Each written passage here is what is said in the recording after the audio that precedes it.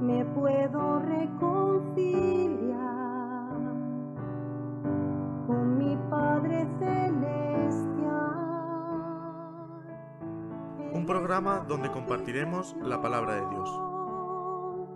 Perfecto Cordero de Dios, único mediador. En la Biblia encontramos cientos de comparaciones de la vida cotidiana que esconden tras de sí una enseñanza básica para cada cristiano. Su gracia me levantó, por la fe estoy en pie, por la fe estoy en pie.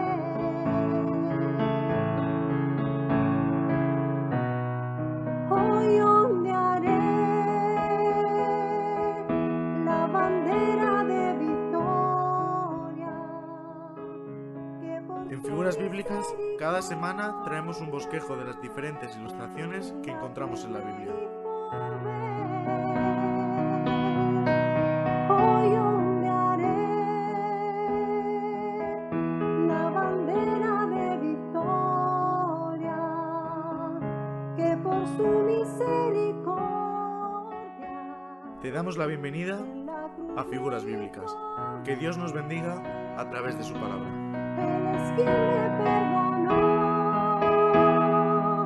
su gracia me levantó, por la fe estoy en pie, por la fe estoy en pie. Hoy ondearé la bandera de victoria, que por su misericordia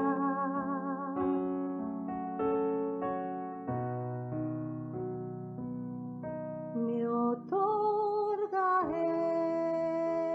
Muy buenas tardes a todos y bienvenidos al programa Figuras Bíblicas, Radio Luz a las Naciones. Y bueno, el miércoles pasado no pudimos estar en directo con vosotros debido a unos arreglos que teníamos que tener y que hicimos, gracias a Dios, con lo que es para poder emitir el internet. Y volvemos los miércoles al programa en directo ya desde hace un tiempo atrás en Figuras Bíblicas desde Alicante con Antonio Sánchez, en este caso, en este día, a quien le damos las buenas tardes. Muy buenas tardes, Antonio. Buenas tardes, Rodolfo, a Pedro también, que está ahí a los mandos, y por supuesto, ¿no?, a la audiencia que nos acompaña asiduamente. Pues muchas bendiciones también en esta tarde y creemos y esperamos que Dios nos pueda bendecir con su palabra. Figuras bíblicas. Yo pensaba antes en cuanto a lo que son las figuras, los símbolos, las sombras, los tipos, y claro, todo esto a qué te lleva, Antonio, pues al antitipo, ¿verdad? A Cristo, que es donde realmente queremos enfocar siempre cada programa.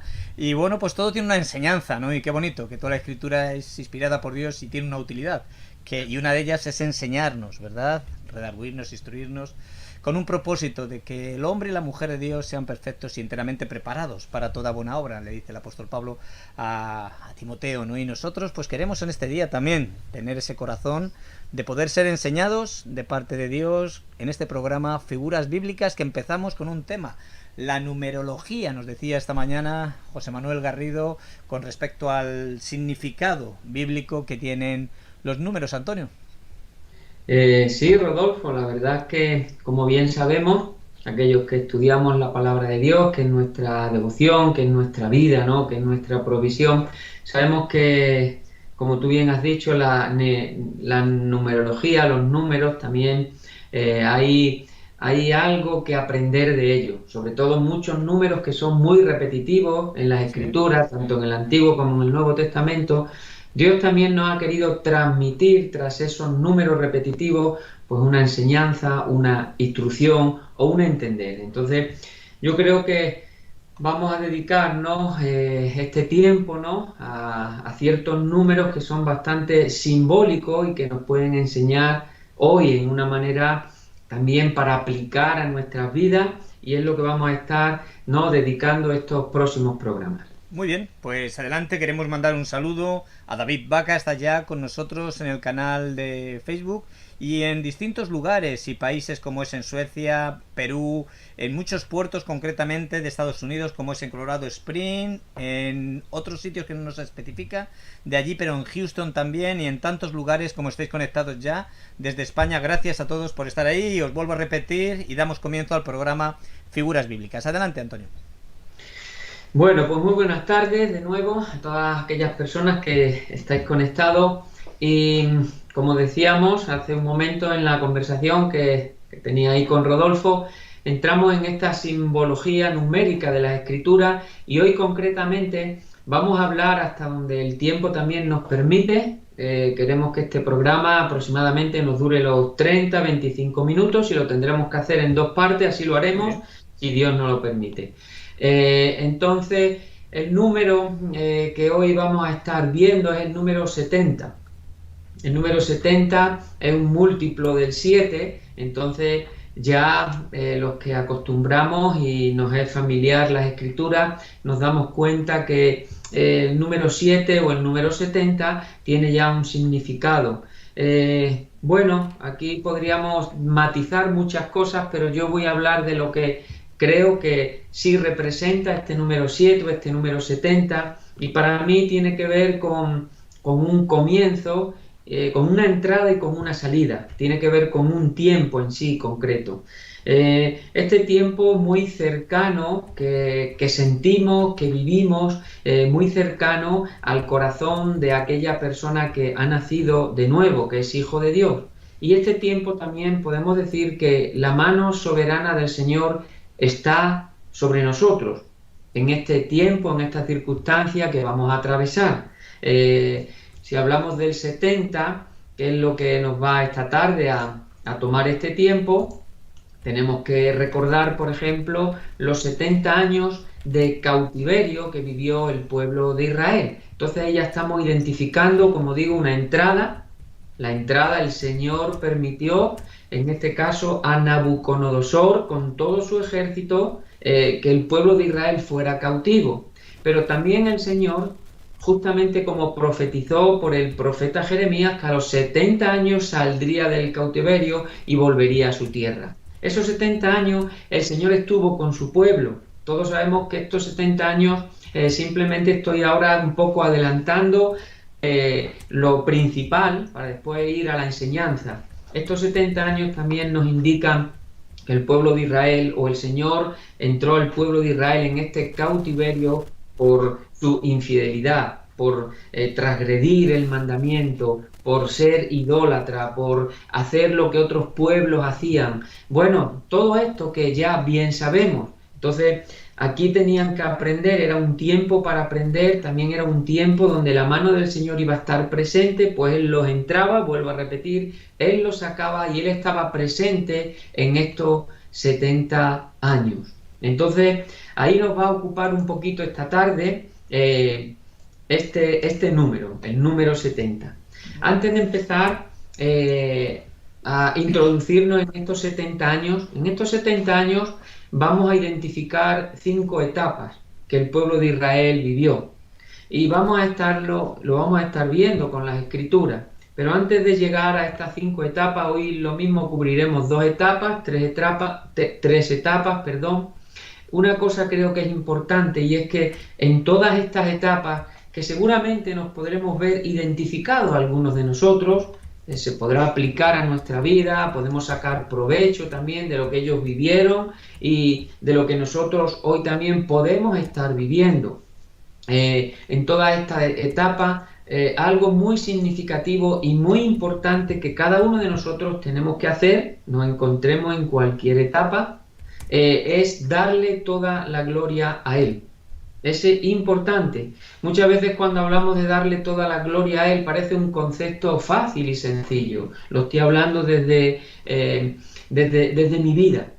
Y parece un concepto sencillo, necesario, entendido. Cualquier cristiano, cualquier hijo de Dios, que tengamos una conversación y hablemos de darle la gloria a Él, es algo, pues sí, ¿a quién se la voy a dar si no? Es tan sencillo algunas veces que a la misma vez erramos y no le damos la gloria a Dios en todas las circunstancias de nuestra vida. Y ahí cada uno de nosotros tenemos que examinarnos. Entonces, aunque el concepto y nuestra mente en sí lo entiende bien, en la aplicación y en las diferentes circunstancias de nuestra vida es donde nuestro corazón nunca se debe de olvidar de dar la gloria al Señor. ¿Por qué? Porque nuestra vida va ahí. Son las circunstancias que Dios nos permite vivir a cada uno de nosotros, donde Él quiere seguir instruyéndonos, enseñándonos, sea la circunstancia que sea de esta vida, sea más dulce, sea más amarga, pero son las circunstancias que Dios nos permite vivir y que nuestro corazón tiene que aprender. Vamos a usar la palabra aprender. Tiene que ser instruido por la palabra de Dios para darle la gloria en todas esas circunstancias que tú y yo vamos a vivir. Eclesiastés, si me acompañáis a Eclesiastés, al capítulo 3, que es bastante significativo porque está hablando de tiempos y está hablando de circunstancias diferentes, donde nos hemos visto involucrados y donde nos veremos involucrados. Pero el versículo 1 está diciendo, todo tiene su tiempo. Es algo que yo creo que todo nacido de Dios entiende. Y todo lo que se quiere debajo del cielo tiene su hora. Entonces le estamos dando al Señor como el dueño del tiempo y el que tiene poder sobre el tiempo, le estamos dando toda la autoridad. La tiene. Darla significa, quiero decir que yo entiendo por la fe de que el Señor tiene toda la autoridad y todas las circunstancias las cuales vamos a vivir, sean buenas o sean malas, porque si tú lees desde el versículo 2 hasta el versículo 8, te darás cuenta que está hablando de momentos diferentes, un momento de nacer, tiempo de morir. Podemos ver la risa en el nacimiento, la alegría, podemos ver también el llanto o la decepción o la desesperación o la incapacidad en la muerte, tiempo de plantar, tiempo de arrancar. Y así sucesivamente tú puedes ver estos 8 versículos y son las diferentes circunstancias que cada uno de nosotros vamos a atravesar. Por eso estamos hablando y diciendo que aunque sea tiempo de morir en este sentido, tiempo de arrancar, o tiempo de nacer, o tiempo de plantar, el Señor le debemos dar toda la gloria. Cuando se está hablando aquí también del tiempo, me llama mucho la atención y creo que esto lo entendemos bien. El Señor, como bien dice aquí, todo tiene su tiempo. Él está hablando de que todos los acontecimientos futuros que nosotros desconocemos, vivimos por la fe, y vivimos creyendo la palabra de Dios y descansamos en su palabra, pero todos esos acontecimientos futuros, que también tenemos muchos registros en las Escrituras, Dios de alguna manera los tiene controlados bajo su control o bajo su soberanía o bajo su potestad. Y todos esos acontecimientos futuros que van a venir sobre nuestra vida, ahí se está hablando que esto tiene que ver con el tiempo, que en el griego se habla de kairos. Dios va a estar presente en todos estos acontecimientos. Ahora, cuando hablamos también de cronos, en el griego, nos damos cuenta que ahí simplemente se está hablando de tiempo, de los minutos, de los segundos, de los días, de los meses, por donde transcurre simplemente nuestra vida, aunque Dios lo ha establecido en esta manera, no es que sea simplemente. Y ahí, en el transcurrir de nuestra vida, ocurrirán muchas cosas. Y todas esas cosas es la que nos está diciendo del versículo 2 al versículo 8. La importancia de todo esto, que es a lo que me quiero referir antes de entrar en los 70 años del cautiverio. La importancia de todo esto es que le damos la gloria a Él. Podríamos también decir de que Dios es el Señor del tiempo y de la eternidad. Nosotros como cristianos ya lo entendemos. Dice un Salmo 90, y el versículo 4, 1000 años para ti son como el día de ayer, que ya pasó, son como unas cuantas horas de la noche. Si observas bien este versículo, te das cuenta que el Señor es el dueño del tiempo y es el dueño de la eternidad. Entonces nosotros concluimos y Él está en medio de todas las circunstancias futuras que van a acontecer. Y como hijos de Dios, ese es nuestro descanso. Por eso, bien la circunstancia sea más agradable o menos agradable en cada tiempo de tu vida, hermano, nunca nos olvidemos de darle toda la gloria a Él. Entonces, diciendo esto, ahora vamos a estar viendo que estos 70 años de cautiverio, como yo empezaba diciendo, y estamos en esta simbología y en este entender del número 70, vamos a ver al pueblo de Israel en 5 etapas. Seguro que si siguiéramos examinando bien, podría haber algunas etapas más, pero yo he visto 5 etapas bastante significativas y bastante importantes, donde nosotros podemos también aprovechar. La primera etapa tiene que ver con la historia bíblica, por supuesto. Tiene que ver con que aquellos deportados, estamos hablando del pueblo de Israel cuando fueron deportados a Babilonia, estamos hablando del rey Nabucodonosor, rey caldeo babilónico, que tomó Jerusalén y dice que quemó Jerusalén y deportó y llevó cautivo a todo el pueblo de Israel. Ahí nos damos cuenta que hubo diferentes momentos, podríamos decir 3 deportaciones, para ya no entrar mucho ahí, porque no es lo que tanto me interesa ahora, pero hubo diferentes momentos, diferentes etapas donde fueron deportados, y a diferentes lugares también. Por supuesto, uno de los lugares donde fueron deportados miles de judíos fue a Palacio. Ahí tenemos a Daniel, tenemos a sus amigos, y también tenemos a todos aquellos eruditos principales, hijos de príncipes, de familias, también dentro del pueblo judío, familias importantes, donde los llevaron cautivos a Babilonia. Y todos tenían que ver con gente joven, en el sentido de que Nabucodonosor quería educar a esta generación joven, la quería preparar en la cultura caldea, en la lengua caldea, en la idolatría caldea, porque sabía que había un futuro y sabía que ellos podían de alguna manera influir a poder, ¿cómo podemos decir?, a poder quitar el valor de la fe que tenía el pueblo de Dios en el Dios verdadero. Entonces, era su plan, era su estrategia, como todos sabemos, y así la llevó adelante. Entonces, ahí tenemos un grupo de personas deportadas a palacios con un fin. También podríamos decir, estamos hablando de la primera etapa, también podríamos decir que muchos de ellos, como todos sabemos, que ahí en Babilonia están los jardines colgantes, hoy es historia también. Dicen que es una de las 7 maravillas del mundo. Y es curioso porque Nabucodonosor quiso que el imperio babilónico tuviera un esplendor tan grande que se dedicó un poco también a estos jardines. Entonces, seguro que mucha parte de los deportados, según los historiadores, estuvieron trabajando en esta reconstrucción de hacer un imperio con un esplendor tan grande. Y hay otra parte también, por los historiadores, que nos dicen que ahí tenemos el famoso río Éufrates, que en las escrituras tiene su importancia. Estamos hablando de la cuna de la civilización. Y este río Éufrates dicen que es un río muy caudaloso. Y las tierras que están cercanas al río Éufrates son tierras de cultivo. Y esas tierras de cultivo dicen que por este mismo río, cuando cogía mucho caudal en invierno, dice que halagaba todas las tierras y hacía bastante daño. También hubo una parte de deportados a poder canalizar ese río. ¿Para qué?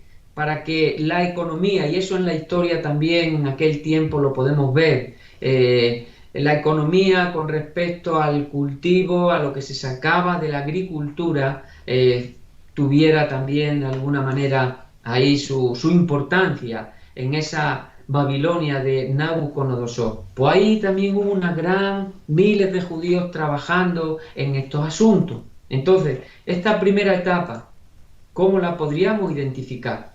Esta etapa yo la podía identificar que fue una etapa que les podía traer un recuerdo. El recuerdo que les podría traer es un recuerdo de la esclavitud de Egipto. Muchos de ellos por supuesto, estamos hablando de tiempo de diferencia, pero seguro que habrían escuchado de sus mismos antepasados cómo fueron también cautivos de los egipcios y cómo el Señor con mano poderosa a través de Moisés como el libertador los sacó de esa esclavitud. Ellos, una de las cosas que el pueblo judío hacía era recordar todas esas hazañas en la historia bíblica. Entonces, a muchos de ellos, o nosotros hoy, estando un poco ya fuera de estos tiempos, podemos identificar también esta primera etapa, una etapa muy dura para el pueblo de Israel, una etapa muy marcada por el dolor. Seguro también que muchos de ellos estaban de alguna manera convencidos de que habían errado, de que habían pecado delante de Dios, de que habían infringido el mandamiento y eran las consecuencias de su pecado.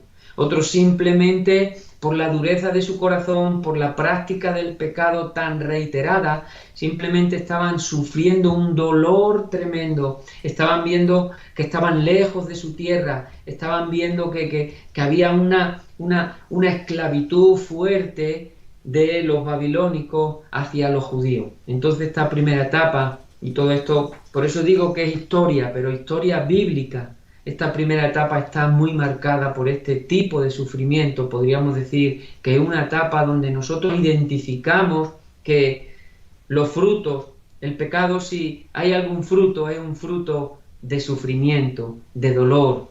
Si podemos especificar en esa manera, lo único que podemos recibir de vivir una vida lejos de Dios y en pecado, lo único que podemos recoger es dolor, sufrimiento, lejanía, vernos otra vez involucrados en la esclavitud, en el pecado, esos recuerdos que de alguna manera los estaban presionando y los estaban haciendo vivir tan lejos de la esperanza que tenían en la misma ley de Dios y en sus profetas. Bien, ya hemos identificado una primera etapa.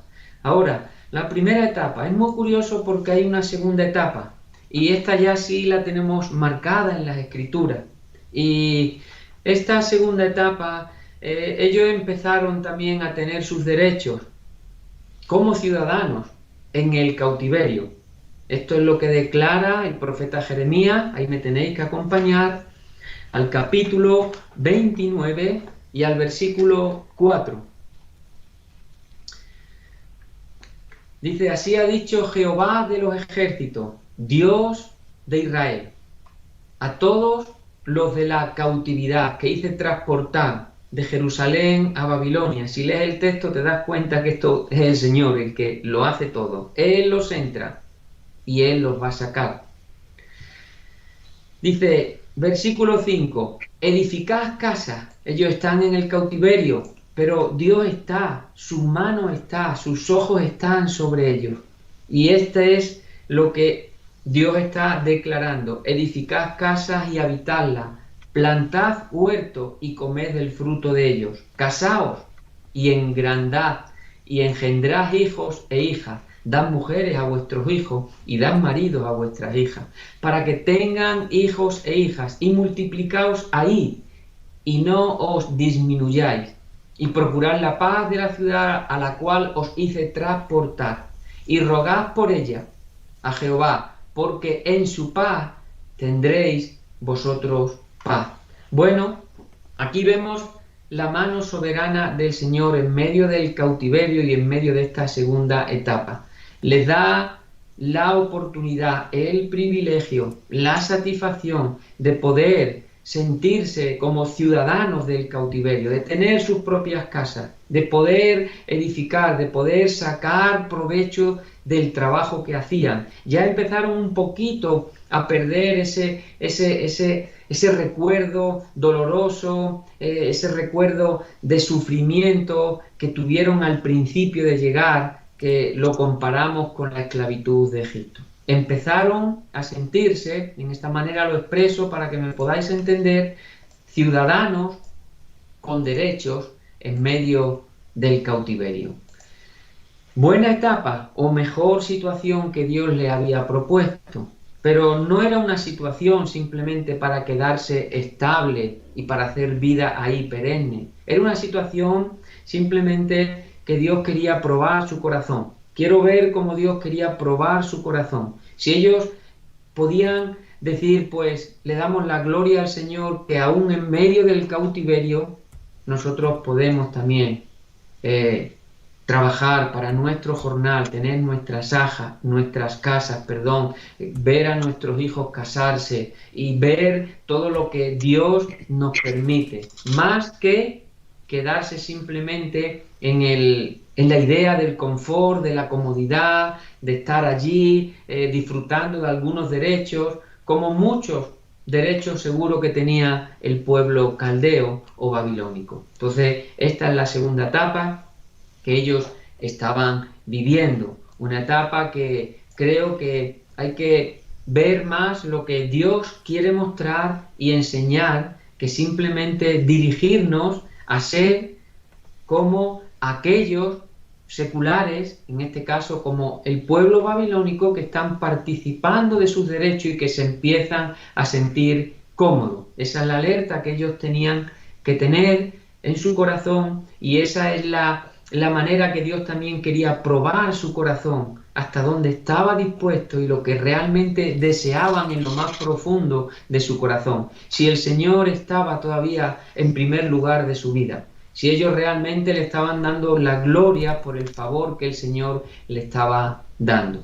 Segunda etapa en la que hemos estado viendo. Ahora vamos a pasar a la tercera etapa, y con esta yo creo que en esta tarde vamos a concluir. Esta etapa está marcada sobre todo por un recuerdo. Ahora empieza a venir en esta tercera etapa un recuerdo profundo de que ellos están lejos de su tierra, lejos del templo de Jerusalén, lejos del lugar donde Dios los visitaba, donde podían ver su gloria, donde podían estar entonando un cántico al Señor, donde podían estar escuchando la palabra de Dios, donde eran, sobre todo cuando hablamos de fiestas solemnes del pueblo judío, donde ahí estaba todo el pueblo dándole toda la gloria a Dios, y podían estar viendo cómo Dios los visitaba, cómo Dios peleaba las batallas. Todos estos recuerdos también empezaron a venirle a su corazón. Esta era la tercera etapa.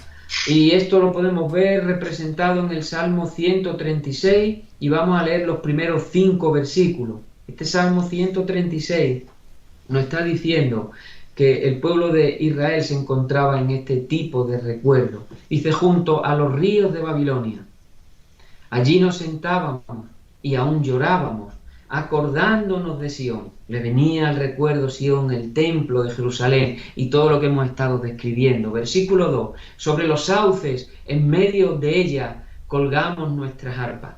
Y los que nos habían llevado cautivos, dice, nos pedían que cantásemos. Y los que nos habían desolado nos pedían alegría, diciendo: cantadnos algunos de los cánticos de Sión. Versículo 4. Dice: ¿cómo cantaremos cántico de Jehová en tierra de extraños? Ahí vemos este recuerdo profundo, y empezaron a identificarse que estaban lejos de Jerusalén, y le venía todo este recuerdo al corazón. Versículo 5, de ahí que ellos están diciendo: si me olvidare de ti, oh Jerusalén. Parece que esta esperanza empieza otra vez a venirle a través de este recuerdo, a través de esta exigencia de los caldeos, de que los cantaran estos cánticos. Les viene esto al corazón. Dice: si me olvidara de ti, oh Jerusalén, pierda mi diestra su destreza, mi lengua se pegue a mi paladar, si de ti no me acordare, si no enalteciera Jerusalén como preferente asunto de mi alegría. Ahí estamos identificando esta etapa. Ahora, todos tenemos que decir que en estas etapas muchos de los presentes empezaban a ver que era imposible de volver a esta situación. Esto es bueno poder entenderlo, porque nosotros también vivimos etapas.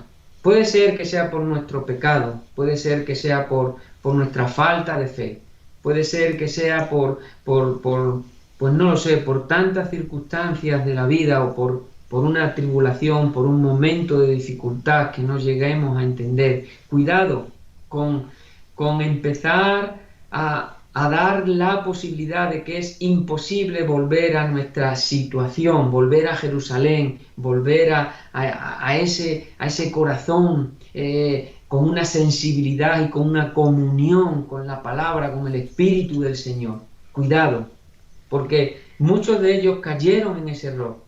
Vieron que era imposible llegar otra vez a Jerusalén. De hecho, estaban colgando sus arpas, estaban diciendo, no podemos en tierra extraña. Y muchos de ellos quedaron en ese cautiverio y perdieron la confianza en el Señor. Entonces, ahí tenemos una advertencia. ¿Por qué digo que perdieron la fe? Porque sabemos que el profeta Jeremías, él había prometido acerca de estos 70 años. Jeremías en el capítulo 29 y versículo 10 está diciendo, porque así dijo Jehová, cuando en Babilonia se cumplan los 70 años, estamos hablando de una fecha cerrada que Dios prometió, es una promesa, era una promesa para el pueblo de Israel y tenía un tiempo de cumplimiento. Y Jeremías fue lo que dijo de antemano, esto estaba anunciado de antemano para que ellos pudieran descansar y creer al Dios que promete y que siempre cumple su palabra. A los 70 años dice, yo os visitaré y despertaré sobre vosotros mi buena palabra para haceros volver a este lugar. Versículo 11, porque yo sé los pensamientos que tengo acerca de vosotros, dice Jehová, pensamiento de paz y no de mal, para daros el fin que esperáis. Habría también un grupo de personas, como estamos diciendo, que creían de todo su corazón lo que Dios había prometido. Y esperaban en confianza lo que Dios le había prometido. Llegará el año 70 y Dios nos visitará y despertará y volverá su palabra otra vez a nosotros y volveremos al lugar para invocar al Señor, para poder ver su presencia y su gloria.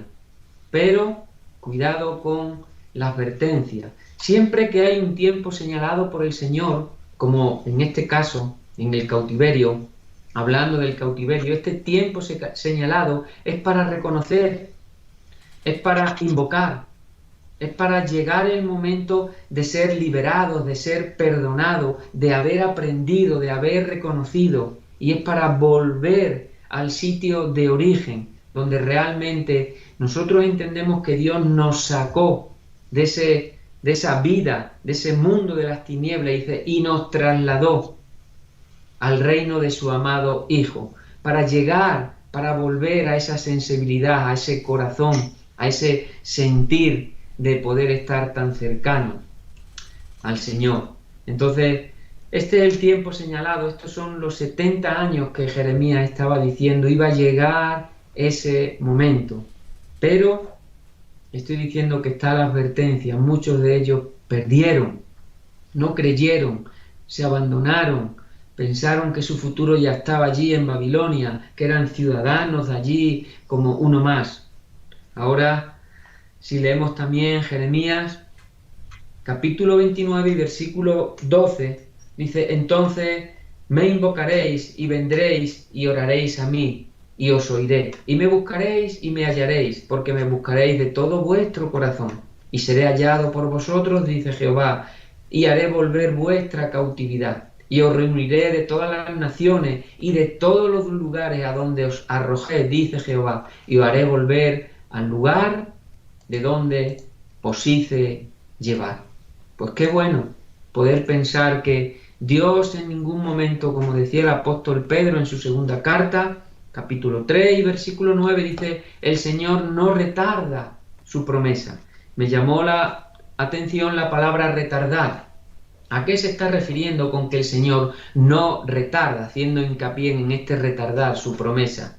Dios no toma un tiempo más largo. Él no se demora. Yo como hombre te puedo prometer algo, puedo llegar a incumplirlo, por supuesto, o puedo llegarlo a cumplir, pero con un efecto de tardanza, donde tú puedes decir, parece que no se cumple, lo que me has dicho. Y yo digo, no, bueno, dale un poquito más tiempo. Y nosotros muchas promesas alargamos el tiempo por muchas circunstancias, porque somos hombres. Ahora, cuando se está diciendo aquí, el apóstol Pedro está diciendo, el Señor no retarda su promesa, Él a su tiempo lo que ha prometido lo cumple, no hay tardanza. Nosotros tenemos que creer a toda la escritura de Dios, tenemos que creer en todas las promesas que están incluidas en la escritura. Si Dios te ha hablado, Dios no se retarda. Tendríamos muchos ejemplos para poder ver que Dios nunca se retardó. Lo que Él cumplió a su debido tiempo y en sus planes y en sus propósitos, y para que Él reciba la gloria, lo hace efectivo o lo cumple. Sigue diciendo este verso del capítulo 3, estamos en segunda de Pedro, capítulo 3 y versículo 9, el Señor no retarda su promesa, según algunos la tienen por tardanza. Aquí podemos ver la advertencia de esta tercera etapa. Algunos podían estar poniendo en tela de juicio lo que habló el profeta Jeremías. No se cumple, no llega, es imposible. Sino que es paciente para con nosotros, no queriendo que ninguno perezca, sino que todos procedan al arrepentimiento. Pero el día del Señor, y aquí se está ya hablando de la venida de Cristo, que es bueno recordarla también, nosotros en estos días, pero el día del Señor vendrá como ladrón en la noche, en el cual los cielos pasarán con grande estruendo, y los elementos ardiendo serán deshechos, y la tierra y las obras que en ellas hay serán quemadas. Nos está haciendo un recordatorio con respecto a esta profecía. El Hijo de Dios regresa, vuelve a por su iglesia, y una iglesia sin mancha y sin arruga, una iglesia que confía en su palabra, una iglesia que confía en sus promesas, una iglesia que está con este corazón sabiendo que Dios va a cumplir todo lo que Él ha prometido. Esta es la tercera etapa junto con la advertencia. Cuidado con hacer al Señor como que se demora en lo que ha prometido. Entonces, cuidándonos nosotros de esta advertencia, llevemos nuestro corazón en plena certidumbre de fe. Confiemos totalmente en lo que Dios nos habla a través de su palabra y por la persona de su Espíritu Santo, lo que ha subido a nuestro corazón. Créelo, descánsalo y ten por cierto y seguro que el Señor lo va a cumplir. Para su gloria, por supuesto, para cumplir con sus propósitos y para seguir hablando y anunciando el Evangelio de Jesucristo. Y yo creo, Rodolfo, que hoy lo podemos quedar aquí en esta tercera etapa. Nos quedarían 2 etapas más que las dejamos para el siguiente programa. Muy bien, pues terminamos el programa de hoy con esa expectativa que nos quedan estas 2 próximas etapas que podremos escuchar, si Dios lo permite, el próximo miércoles. Así que os animamos a que estéis orando para que Dios pueda seguir trayendo claridad en cuanto al tema que hoy hemos estado escuchando, a este número 70. Y bueno, pues con respecto al programa Figuras Bíblicas, Antonio, llegamos al final y vamos a terminar pues dándole gracias a Dios para su gloria, como bien empezabas tú este bloque de Figuras Bíblicas, todo que sea para su gloria. No nos es fácil, ¿verdad? Pero Dios nos va a llevar al momento para que nosotros le podamos glorificar, y yo creo que es el momento en este actual para poderle glorificar. Así que adelante, Antonio. Pues sí, Señor, recibe gloria, Sí, Dios. recibe la honra, recibe la alabanza. Tú eres digno Sí, Señor Dios. de toda la gloria y de toda la alabanza. Gracias. El Cordero inmolado, el que es digno, el que entregó su vida por cada uno de nosotros, por esta humanidad, por cada persona. Él es digno de recibir toda la gloria. El que no cometió pecado, el que se hizo hombre y vivió en nuestra semejanza, el que dejó su camino, sus pisadas para que nosotros podamos seguir ese camino de santidad. Muchas gracias por tu sangre preciosa. Nos ha permitido y nos permites vivir apartados para ti. Gracias que todo lo que tú prometes en tu palabra se cumple. Sí, Señor Dios. Es cierto, es verdadero, lo hemos podido experimentar en nuestras vidas. Descansamos en tu palabra, en tus promesas. Tu palabra es la provisión, es el alimento, es nuestra vida. De ella viene nuestra fuerza. Gracias por la persona del Espíritu Santo que nos revela, que nos guía, que nos ilumina. Estamos agradecidos. Hoy en esta tarde, Señor, no importa en las circunstancias ni en el momento que estemos atravesando, tú quieres que te demos la gloria. Aunque sea el momento amargo, una circunstancia complicada, aunque no la entendamos, recibe la gloria, Señor. Y permítenos ver realmente por qué estamos atravesando este momento. ¿Cuáles son tus propósitos, tus razones? ¿Qué quieres enseñarnos? ¿Qué quieres que nosotros entendamos de ti? ¿Cómo quieres que caminemos? En esta manera tú estuviste en estos 70 años en el cautiverio con tu pueblo Israel y sabemos que había pecado, por eso estaban en esa situación. Pero aún así tu misericordia se extendió sobre ellos y estuviste con ellos en estos 70 años, instruyéndolos. Y lo que tú prometiste por boca del profeta Jeremías, así se cumplió. En el año 70 tú los visitaste. Como bien sabemos, será la siguiente etapa. Despertaste el espíritu de un rey pagano, el rey Ciro, el cual hizo un edicto y les permitió volver a su lugar, a su tierra, a edificar esa casa, ese templo para adorarte. Son las proezas, son las maravillas. Estamos hablando del Dios de lo imposible para nosotros, pero Él lo hace posible, toda circunstancia. Entonces queremos descansar en ti, poner toda nuestra confianza en ti y en tu palabra. Ahí estamos seguros, Señor. Si hay personas que nos escuchan, que están lejos de ti, que están viviendo un tiempo difícil, atráelos a ti con esas cuerdas de amor. Llévalos al desierto, enamóralos, Señor. Convéncelos si hay otras situaciones, otras personas de justicia, de pecado, justicia y juicio, para que puedan reconocer. Muchas gracias por estar sobre nuestras vidas en todo momento, por cuidarnos, por bendecirnos, por pelear nuestras batallas, por instruirnos, por enseñarnos, por corregirnos. Gracias. Gracias, gracias. Agradecidos estamos. Bendice tu palabra, Señor. Bendice la actitud de cada corazón que en esta tarde se esté acercando a ti para renovar esa fuerza, para reconocer su pecado. Bendícelo, Señor. Bendícelo. Bendice la actitud.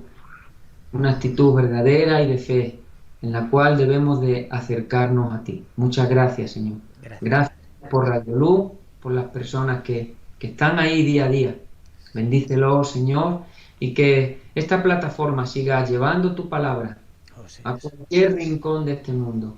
Que tu palabra toque más corazones para tu gloria y para tu honra, Señor. Recibe la gloria. Y te lo pedimos todo en el glorioso nombre de tu Hijo Jesucristo. Amén. Señor. Y amén. Pues muchas gracias, Antonio. Le damos la gloria a nuestro Dios y darte las gracias a ti por haber estado esta tarde con nosotros en directo, pues dándonos la enseñanza, la primera parte con respecto a esta figura bíblica. Sin más, un fuerte abrazo desde aquí. Que Dios os bendiga, Antonio. Igualmente, Rodolfo, y bendiciones.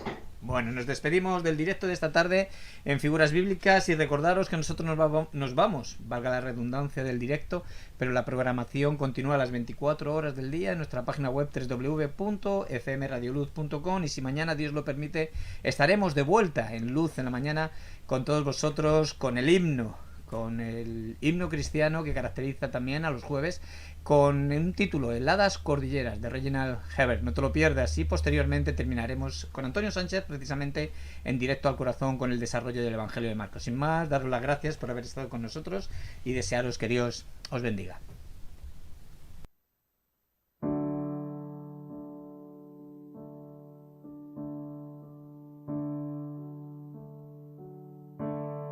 Solo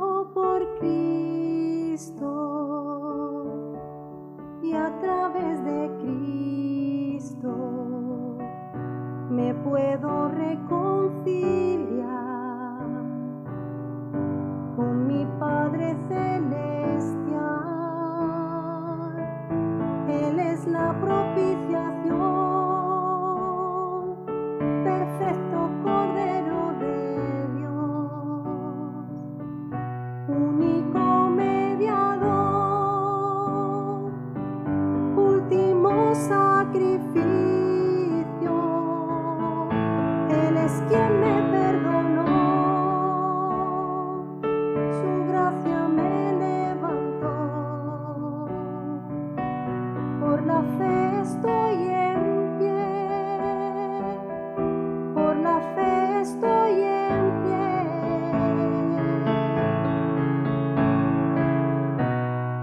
Hoy ondearé la bandera de victoria, que por su misericordia en la cruz me hizo ver. Hoy ondearé